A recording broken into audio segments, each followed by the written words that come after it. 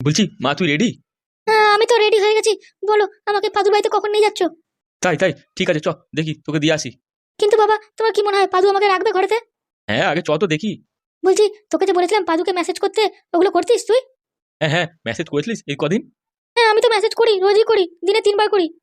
একবারও কোনো রিপ্লাই দিয়েছিল না? আমি কতবার চেষ্টা করেছি, ফোনও করেছি, ধরিয়ে নি একবারও। আরে বাবা, চিন্তা কিসের? ওই ছেলেকে ছাড়া যাবে না, বুঝতে পারলি? ওকেই আমরা জামাই করব। চলো, ওর বাড়িতে চলো। খুব ভালো ছেলে, হ্যাঁ, ব্যাঙ্গালোরে চাকরি পেয়েছে, 1 নম্বরে টপ করেছে। ওই ছেলে ছাড়া যায়? হ্যাঁ বাবা, সত্যি ওই ছেলেটা খুব ভালো ছেলে, নাম্বার 1 ছেলে পাদু। আমি তো ভাবছিলাম আমার সারা এলাকার লোকজনকে মিষ্টি খাওয়াবো, আমার জামাই পাস করেছে বলে কথা। আজকালকার ছেলেরা যেরকম পড়াশোনার দিকে তো নবরাঙ্গা, কিছুই পারে না করতে। তা আমার জামাই এত সুন্দরভাবে পাস করেছে, আমি লোককে বলবো না?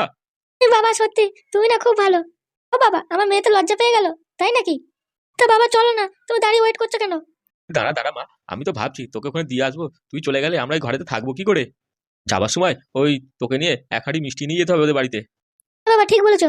আমার জামাই তো সেই ছেলে, হ্যাঁ, আমি তাকে বুঝতেই পারিনি যে এত ভালো পড়াশোনা করে। হ্যাঁ, খুব বুদ্ধিমান ছেলে ও। সত্যি, আমি এত লোকের সাথে ওঠা বসা করি, এত তার ছেলে মেয়েদের সাথে কথা বলেছি, কিন্তু তারা কেউ এই ধরনের পরীক্ষায় পাস করতে পারিনি, হ্যাঁ। পাদু সত্যি লেটেস্ট, একবারে বুদ্ধিমান ছেলে। দেখতে হবে তো কার বর, মানে তোমাদের জামাই বলে কথা। বলছি দেখ, রসগোল্লা নিয়ে যাবো না জল ভরা নিয়ে যাবো মিষ্টি? তুমি যেটা ভালো বোঝো। তাহলে আমাদের জামাইকে কি নিয়ে আসতে হবে তো আমাদের বাড়িতে? গিন্নি, জামাই এলে তোমাকে কিন্তু অনেক রান্না বান্না করতে হবে ঘরেতে, বলে রাখছি আগে থেকে। সব জিনিসপত্র এনে দেবো আমি, কি বুঝলে? জামাই যেন কোনো খুঁত না বার করে পারে। আরে বাবা, হ্যাঁ হ্যাঁ, তুমি আগে যাও তো, জামাইকে এই বাড়িতে নিয়ে তো এসো, তারপর দেখো না আমি কি করি। সত্যি, পাদুর মতো ছেলে জামাই হিসেবে পেলে আমার পুরো জীবনটা ধন্য হয়ে যাবে। বাবা তুমি এটা ঠিকই বলেছো। সে আমার জামাই আমাদের বাড়িতে আসুক চায় না আসুক, তোকে ওদের বাড়িতে রেখে আসবোই আমি। সত্যি, আমার পাদু এত ভালো রেজাল্ট করেছে, চাকরি তো পাবেই, ও যা ছেলে। আমি তো ভাবলাম যে তুইও হয়তো অন্য ছেলের সাথে আবার পটিয়ে নিয়েছিস, পাদুকে ভুলে গেছিস। চা, আমার মেয়ে কত সত্যিকারে ভালোবাসে না, ও কোনদিন পাদুকে ভুলতে পারে? আমি তো বুঝতেই পারিনি যে তোমরা এখনো পাদুকে ধরে রেখেছো। আরে তুমি তো জানো, ও যে পরীক্ষায় পাস করেছে, এই পরীক্ষায় পাস করলে কি কি পাওয়া যায়? ঘোড়া, বেড়ানো, গাড়ি, সব কিছু পাওয়া যায়, আবার লাখ টাকার মাইনে। সত্যি, তুমি যা বললে না, যদি এগুলো আমার মেয়ের কপালে থাকে, আমার থেকে খুশি মানুষ এই পৃথিবীতে আর কেউ হবে না। তো কি করবো বলো, আমার মেয়েটাকে যা হোক করে ওর সাথে বিয়ে দিতেই হবে। পাওয়ার এত পয়সা, এগুলো কি হাতছাড়া করা যায়? পাদু তো দেখছি কোনো রকম সারা শব্দই দিচ্ছে না, কি হবে বলো তো? আমি তো তোমাকে বলেছি, আমার মাথায় যে বুদ্ধিটা আছে সেটা কাজে লাগবেই। বলছো তাহলে সত্যি কাজে লাগবে তো? হ্যাঁ, ওই জন্যই তো মেয়েকে বললাম ব্যাগপত্র রেডি কর। ও এলো, এবার ওকে নিয়ে সোজা ওদের ঘরে তুলে দিয়ে আসবো। মা, তাড়াতাড়ি চলো মা, আমি আবার থাকতে পারছি না পাদুকে না দেখে। সত্যি, কি বলছিস তুই? হ্যাঁ, আর আমাদের ছেড়ে চলে যাবি? কি করবো মা বলো, পাদু এত ভালো ছেলে, ওকে ছেড়ে থাকতেই পারি না। লে, তুই ব্যাঙ্গালোরে চলে যাবি পাদুর সাথে? না না, এখন তো যাবো না, কারণ ও তো ওই যে ট্রেনিং না কি বলছিলে তুমি, ওইতে তো থাকবে। ও ট্রেনিং এ থাকলে বউকে নিয়ে যাওয়া যায় না। ও, তাহলে তারপরে যাবি তুই, তাই তো? হ্যাঁ হ্যাঁ, তুমি ঠিকই বলেছো। আগে ট্রেনিংটা হয়ে যাক, তারপর আমাকে ওকে কোথায় পোস্টিং দেয় কাজের জন্য, সেখানে যাবো দুজন মিলে। বলছি, তুই এত টাকা মাইনে পাবি, তোর বর, তুই আমাদেরকে ভুলে যাবি না তো? আরে না না মা, তোমাদেরকে কেন ভুলবো, সব তো তোমাদের জন্যই আমার হচ্ছে, তাই না? সত্যি, জামাই না খুব ভালো একবারে চাকরি পেয়েছে। তাড়াতাড়ি চলো মা, যে করে হোক আমাকে ওদের ঘরে তুলে দাও। আমি তো চেষ্টা করছি রে মা, তোকে ওদের বাড়ির বউ বানানোরই চেষ্টা করছি, তুই একটু সহ্য কর। হ্যাঁ কিন্তু মা, আমি বাবার সাথে যাবো না গো, বাবাকে একটু পেছনে থাকতে বলো আমাদের, কারণ বাবাকে দেখলে ওরা রেগে যায়। আরে তুই চিন্তা করছিস কেন, আমরা তো এবারে ঝগড়া কথা বলতে কিছু যাবো না, শুধু ডাইরেক্ট গিয়ে একবার পা ধরে নেবো ওদের 3জন মিলে। সোজা গিয়ে পা ধরে নেবে? কি বলছো? তবে না তো কি, ওরম ছেলে পাওয়া যাবে বল? কোনোদিন পাওয়া যাবে না। যেরকম হোক করে তুই ওই বাড়িতে থেকে যাবি, ওর কাকা ফাকা যা আছে, কাকি যা আছে, সবার সাথে মিলেমিশে থাকবি, রান্না বান্না করবি, খাবি দাবি, ওখানেই থাকবি। এই বাড়িতে আসার নামই নিবি না একদম, ঘর থেকে বেরোবি না, বুঝতে পারলি? আর সবসময় পাদুর সাথে মিলেমিশে থাকবি, পাদুকে এই করবি, ওর সাথে ওই করবি, হ্যানা তেনা কত কি করবি, ঘরে থাকবি, ইচ্ছা করে ওর গায়ে শুয়ে পড়বি, ঠিক আছে? সত্যি মা, আমাদের মধ্যে যদি পাদুর সাথে ওই ঝগড়াটা অশান্তিটা না হতো না, তাহলে এতদিনে হয়তো পাদুর সাথে আমার বিয়েও হয়ে যেত, কোনো রকম অশান্তিই থাকতো না। কি করবো বল, তোর বাবার যা কথাবার্তা ছিল, ওই জন্য তো সব কেঁচেই গেল। এই দেখো, তুমি শুধু শুধু বারবার আমার নামে কথা বলো না। হ্যাঁ মা, ঠিকই বলেছো। পাদু আমাকে তো কত ভালোবাসতো, বাড়িতেও এসেছিল আমাদের, কিন্তু বাবার ওই বুদ্ধিতে সব রকম কেচে গেল কেমন। মা, তুই আমাকে বলছিস? হ্যাঁ, তুই তো দেখলি সবকিছু, তোর মায়ের জন্য সবকিছু চেষ্টা হলো, আর আমাকে তুই দোষ দিচ্ছিস এইসব কারণে? এটা কি ধরনের কথা বলছিস মা তুই? তুমি আর কিছু বুঝবে? তোমার জামাই কিরকম ছেলে, দেখতে তো পাচ্ছ একদিন ধরে, ও কতটা চালাক, কতটা বুদ্ধিমান, ওর মাথায় কত কি চলে আগে থেকে। সত্যি বলেছো গিন্নি, চলো, যেরাম হোক করে ওর কাকাদের বাবাদের হাতে পায়ে ধরবো আমি দরকার পড়লে, বিয়ে করানোর জন্য, বুঝতে পারলে? এবার ওই ছেলেকে আর ছাড়া যাবে না। ঠিক বলেছো। আমি তো সব টাকা পয়সা দিয়ে দেবো, কোনো চিন্তা নেই, বলেই দিয়েছি। একবার ওদের বাড়িতে চলো, ওর বাবা কাকার সাথে সব রকম কথা বলি, যে তোমাদের যা অসুবিধা সব আমি একাই দেখে নেবো। শুধু আমার মেয়েটাকে তোমাদের ঘরে তুলে নাও, বউ হিসেবে তোমাদের ছেলের। সত্যি বুঝতে পারছি না কি বলে কি কথা বলবো ওখানে কি আমরা। চলো না, কথাবার্তা ঠিক আমরা বলে নেবো, চিন্তা কিসের? শোন টুম্পা, তুই আজকে গিয়েই পালুর সাথে জড়িয়ে জড়িয়ে থাকবি, বুঝতে পারলি? ওর সাথে কথা বলবি সবসময়। হ্যাঁ, সেটা আর বলতে, আমি তো ওর সাথেই শুধু থাকবো, ওর দিকে তাকিয়ে থাকবো, কথা বলবো, মিশবো।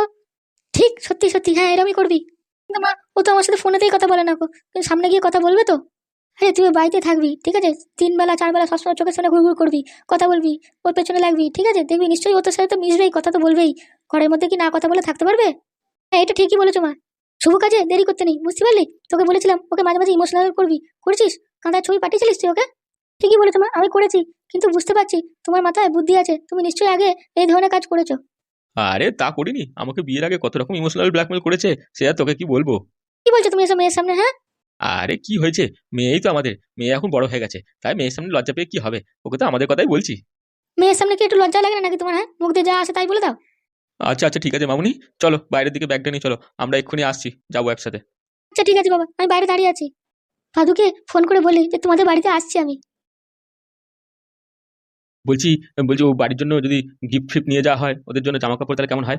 হ্যাঁ, তুমি ঠিকই বলেছো। চলো, যাওয়ার সময় বাজার দিয়ে জামা কাপড় কিনে নিয়ে যাবো জামাইয়ের জন্য ভালো। সত্যি, জামাই যে এত সুন্দর চাকরি পেয়েছে, জামাইকে ভালো মতো মিষ্টি মুখ করাতে হবে। দেখো, ভালো মতো মিষ্টি নেবে, বুঝতে পারলে? উল্টো পাল্টা মিষ্টি নেবে না, দামি মিষ্টি নেবে বলে ইচ্ছি, জামাই বলে কথা। আরে হ্যাঁ, সে তুমি আর বলতে, আমরা তিনজন ওদের বাড়িতে যাচ্ছি, তো কম দামি মিষ্টি নিয়ে গেলে হয়? ওর বাবাকে ওর কাকাদের ভালো মতো হাতের করতে হবে না? শোনো, তুমি বেশি কথা বলবে না ওদের বাড়িতে গিয়ে, বুঝতে পেরেছো? তুমি মুখ দিয়ে উল্টো পাল্টা কথাই বেরোয় তোমার। আরে হ্যাঁ হ্যাঁ, আমি বেশি কথা বলবো না, যা বলা তুমিই বলবে, বুঝতে পেরেছো? আমি আর কি কথা বলবো? এটা কি, হ্যাঁ? তোমাকে বলেছিলাম না চুলটা কালো করবে, এরকম ঢ্যামনা হয়ে তোমাদের বাড়িতে যাবে? তোমাকে তো এমনি ঢ্যামনা মতো দেখতে, কথা কেন শোনো না তুমি আমার?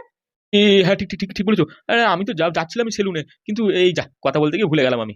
সত্যি তোমার মতো বুড়ো ঢ্যামনা না মাথায় কোনোদিন বুদ্ধি হবে না গো, এখানে দাঁড়িয়ে দাঁড়িয়ে কথা বলছো, কাজটা কি করে নিতে তাহলে ভালো হতো না? আরে তুমি রাগ করছো কেন, চলো যাওয়ার সময় রাস্তায় করে নেবো সেলুনে ঢুকে। তো কি, আমি এখন তোমার সাথে রাস্তা দিয়ে এইভাবে হাঁটতে হাঁটতে যাবো? লোকে তাহলে এমনিতেও তোমাকে আমার বাবা বলে। তোমাকে বললাম যে চুলটা কালো করে নাও, তুমি শুনলে? এই মেয়েকে দিতে যাবো ওদের বাড়িতে, তুমি এখন রাস্তায় সেলুনে গিয়ে চুল কালো করবে? আরে গিন্নি, তুমি তো রাগ করছো কেন, করতে আর কত সময় লাগবে? দেখো, তুমি কিন্তু আমার মাথাটা গরম করো না, বুঝতে পেরেছো? এখন একটা শুভ কাজে যাচ্ছি, মা ফালতু ফালতু কথা উল্টো পাল্টা বলো না। যাও, তোমাকে যেতে হবে না গো। এই কি অবস্থা, হ্যাঁ আমার গিন্নিটা না খুবই মাথা গরম, কখন কি যে বলে কিছু বুঝি না। ঠিকই বলেছে, এরকম লজ্জায় মাথার চুল সাদা নিয়ে জামাই বাবার বাড়িতে যাবো না, আজকেই কালো করে নেবো। বলছি ভাই, তুই এতদিন কোথায় ছিলিস? হ্যাঁ, আমরা বাংলা নিয়ে রেডি হয়ে রয়েছি। আর বলিস না, আমার মালটা এসে ভাই বলছে সর্বনাশ হয়ে গেছে, সর্বনাশ হয়ে গেছে। কেন বে, কি হয়েছে? তোর গার্লফ্রেন্ড তো মন খারাপ করে কথা বলছিল কেন? আর বলিস না, ওর দাদু নাকি ওর বিয়ে ঠিক করে ফেলেছে, এটাই বলতে এসছে আমাকে। কি বলছিস, বিয়ে ঠিক হয়ে যাবে মানে? ও তো তোকে ভালোবাসে। তার মানে ও তোর সাথে ভালোবাসে না? ও বাড়িতে কি তোর কথা বলিনি নাকি? কি কি বলছিস, জানাইনি মানে? আরে হ্যাঁ, তোর কথা যদি বাড়িতে বলে থাকতো তাহলে তোর দাদু ওর অন্য জায়গায় মেয়ের বিয়ে দেওয়ার কথা ভাবতোই না। কি বলবো, এই সামান্য কথা নিয়ে ও এত টেনশন করে ফেলেছে, কিছু বলার নেই। কেন রে, ও তো ঠিকই টেনশন করেছে। ওকে যদি কালকে অন্য কেউ বিয়ে করে না, তখন তুই কি করবি? আরে মন খারাপ করবে কেন, ঠিকই তো, এত সবে কথা হয়েছে, তাহলে কি ওকে এসে দেখে শুনে বিয়ে ঠিক হয়ে গেছে নাকি, যে বিয়ে করিয়ে দেবে একদম? আরে ভাই, আমার গার্লফ্রেন্ডটার কথা শুনে মনে হচ্ছিল ও খুবই সমস্যা আছে, বুঝতে পারলি? মনে হচ্ছে ওর সত্যিকারের বিয়ে ঠিক হয়ে যাবে। আরে তুই কি বলতে চাচ্ছিসটা কি, হ্যাঁ খুলে বলতো। আরে ওই দুটো ছেলে এসেছিল বলছিল, ওই ছেলেগুলো এসে নাকি ওকে বিয়ের কথা বলে গেছে ওদের বাড়িতে। আমি বললাম যে ওই ছেলেগুলোকে তুমি চেনো? কি বললো শুনে? তো বললো ওদেরকে চিনি না, জানি না, আত্মীয় স্বজনও না, শুধু ওদের বাড়িতে এসেছিল। তো এটা আবার কোনো কথা হলো? চেনে না জানে না, ওদের বাড়িতে এলো, থাকলো, আর খাওয়া দাওয়া করলো, পরের দিন চলে গেলো, আর বললো কিনা আপনার মেয়ের জন্য আমি ছেলে দেখেছি। এটা কি ধরনের কথা? সেটা তো আমিও বললাম যে ওরা সব চিটিং বা ছেলে পেলে, ওরা সব ঘরে আসতে চায়, সেই ওদের ঘরে উঠতে দিতে নেই ওসব ছেলেদের। এরকম বলতে দেবেন, এরকম বললে তো আর রেগে যাবে। তো আমি ওরকমই বললাম। ওর দাদুটা না মহা ঢামনা, বুঝতে পারলি তো? সারা যেখানকার কথা কোথায় লাগাতে হয়, কি করতে হয় না করতে হয়, কিছু মাথায় থাকে না কো, আর বাং যা পারে বকে দেয়। আরে ওর দাদুটা তো এমনি চিটিং বাজ জানি আমি। তা সত্যি তোকে তো গার্লফ্রেন্ড কিছু বললো না, তুই ও দাদুকে চিটিং বাজ বললি ওর সামনেতে? আরে হ্যাঁ হ্যাঁ বলেছে। তা বলেছে তো কি হয়েছে, যে চিটিংবাজ লোক তাকে তো চিটিংবাজি বলতে হবে, তাই না? গ্রামের লোকও তো বলে সবাই। দেখ দাদা, ওর সামনে ওরকম বলিস না, বুঝতে পারলি? তাহলে ও কথা বলবে না তোর সাথে, ওরকম চিটিংবাজ বলিস না। ওসব ছাড়, তুই আগে তাড়াতাড়ি করে মেয়েটাকে বিয়ে করে নে তো, ঝামেলা মেটা। ওটাই তো ভাবছি, এখন তো কোনো কাজ মাজ শুরু করতে পারিনি, তো বিয়েটা করবো কি করে? কাজ কর না, তোকে কে বারণ করেছে? হ্যাঁ, আমি তো ওটাই ভেবেছি, দীপুর সাথে কলকাতা যাবো, ওখানে হোটেলে মোটেলে কাজ মাজ করে, তারপর একটা কোম্পানিতে যোগাযোগ করে ভালো মতো চাকরি পেয়ে আমি ওখানে রুম নিয়ে চলে যাবো, পায়েলকে নিয়ে। তো অনেক সময় লাগবে রে। না না না, মাঝখানেকের মধ্যে হয়ে যাবে। যদি এদিকে তো ওর দাদু ধর ওর বিয়ে দিয়ে দিল অন্য কোথাও, তখন তুই কি করবি? আরে সে তো আমি জানি, চিনি না নাকি আমি ছেলেদের, ছেলেরা কিরম চিটিংবাজ হয়, কোথাকার কথা কি বলতে হয় না বলতে হয়, কার বাড়িতে এসে থাকতে চায়, কি করতে চায়। আরে একটু তাও সাবধানে খোঁজ খবর রাখিস মাঝে মাঝে। হ্যাঁ হ্যাঁ জানি, তাহলে আমাদের মধ্যে ছেলেটা চাকরি পাচ্ছে না, আর তুই বলছিস কি চাকরিওয়ালা ছেলের সাথে বিয়ে দেবে? কোনো কথার কথা হলো? তুই চলে যাওয়ার পর যদি ওরা ছেলেবেলে নিয়ে আসে, তখন কি করবি? ও দাদু তো সব বিয়ে দিয়ে দেবে ওর। তত সহজ নাকি? তোরা তো আছিস, আমাকে ফোন করে শুধু জানিয়ে দিবি যে ওকে ছেলেটা দেখতে আসছে, তারপর ব্যবস্থা আমি করে দেবো, চলে আসবো এখানে, দেখবি। ঠিক আছে, সে তো আমরা করবোই। তবে এমনি নাকি ওকে আমি কত ভালোবাসি না, ওকে ছেড়ে দেবো নাকি এমনি সহজে এত সহজে? সত্যি তুই না পারিস বটে, তোর কথা বিশ্বাসও করে তোর গার্লফ্রেন্ড। হ্যাঁ দেখ, তুই না মাঝখানে উল্টো পাল্টা কথা বলবি না, বুঝতে পারলি তো? এই জন্য না তোর সাথে মিশতে আমার ইচ্ছা করে না। দেখ বাজে কথা বলবি না, সেই থেকে বাংলা নিয়ে এসেছি, এখন অব্দি খেতে পারিনি তোর জন্য। এই যা তো, তুই খেয়ে যা, যা বসে বসে গেলি যা বাংলা মত। আমি খাবো না, যা। শুধু শুধু আমার মুডটা খারাপ করে দিল আমার। খাবি না তো ঠিক আছে, যা, তোর খেতে হবে না, আমরা নিজেরা একা একা খেয়ে নেবো। যখন মাল শেষ হয়ে যাবে তখন বুঝবি কেমন লাগে। ছাড় না ওইসব চিটিংবাজ লোকদের জন্য তোরা নিজের মধ্যে কেন ঝগড়া করছিস, শুধু শুধু টেনশন নিচ্ছিস। হ্যাঁ এমনিতে সালা আমি বললাম ভাবলাম যে সকাল বসে বসে এখানে ঠান্ডা মাথায় বাংলা খাবো, ওদিকে আবার হট করে ফোন করে দিল, আবার না এলো জ্বালা ছিল। এখানে এসেছি তোদেরকে বলছি, তোরাও সে আবার একই কথা বলছিস। তা আমরা এদিকে বাংলা নিয়ে বসে আছি আর তুই সেদিকে গল্প বাড়িয়েছিস, ভাল লাগে? চল শিগগির খাবি, চল। তা আমারও ভাল লাগে না। কি ব্যাপার আজকে এখানে কি মনে করে হ্যাঁ আপনার? বলছি আমার বড্ড বড় ভুল হয়ে গেছে, আমি তোমাদেরকে ভুল ভেবেছি, অনেক তোমাদের উল্টো পাল্টা কথা বলেছি। আমরা কিছু চাই না, আপনি এখান থেকে চলে যান তো, ফালতু শুধু শুধু ঝগড়া হবে, কেন ওরম করছেন? আপনি অনেক বড় মানুষ, বুঝতে পারছেন? আপনার নাটকের শেষ নেই, আপনি কখন কি বলেন কেউ জানে না। বলছি পাদু তুমি একটু বোঝো আমার কথা, আমার কটকটি আমার সব সর্বনাশ করে দিয়েছে। কেন ও আবার কি করলো আপনার? আপনার তো বাড়িতেই থাকে ও। আমি ওকে খুব ভালো ছেলে ভাবতাম, কিন্তু ও যে একটা লম্পট কুলাঙ্গার, সেটা আমি কি করে বুঝবো বলো? একদম বুঝতে পারিনি। কেন, আপনার কি ক্ষতি করেছো? আমার সব টাকা পয়সা নিয়ে চলে গেছে। আপনার কি মনে হয় ও টাকা পয়সা নিয়ে কি আমাদের এখানে এসেছে, যে আপনি এখানে এসেছেন আমাদেরকে বলতে? আরে আমি তো জানি, খবর পেয়েছিলাম, ও আমাকে বলেছিল যে এখানেই আসবে, তাই জন্য আমি এখানে এলাম। আসলে ও খুব চালাক ছেলে, বুঝতে পেরেছো? কখন কি করে কেউ বুঝতে পারে না। এইসব কথা আমাদেরকে বলে এখন কি লাভ? বলছি ও তো আমাকে ঠকিয়ে ঠাকিয়ে চলে গেল আমার টাকা পয়সা নিয়ে, তোমরা একটু আমার সাহায্য করো না, যারা মুখ করে ওকে ধরে দিতে। আমরা কি করব?